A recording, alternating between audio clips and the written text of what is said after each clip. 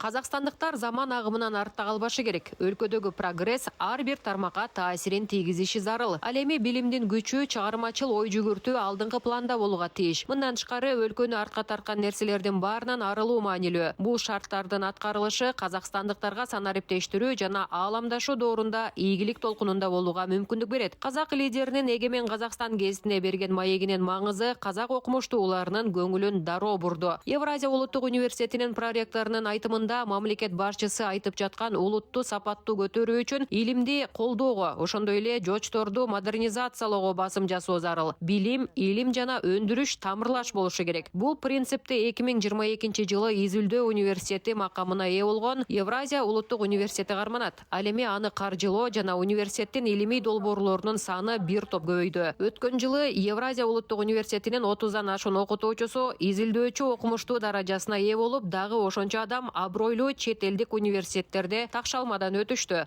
5 курлуктун галымдары сол биздин зертханада болгон.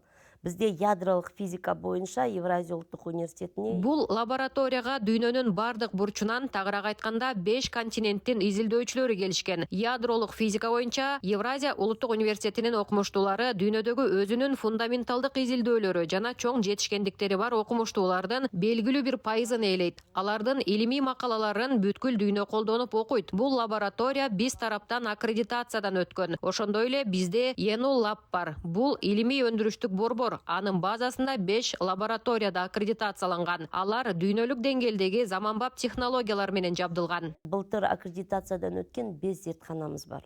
Олар енді бүгүнкү күнгө сай заманауи әлемдик деңгейдеги курал жабдыктар менен толугу менен жабдыкталган.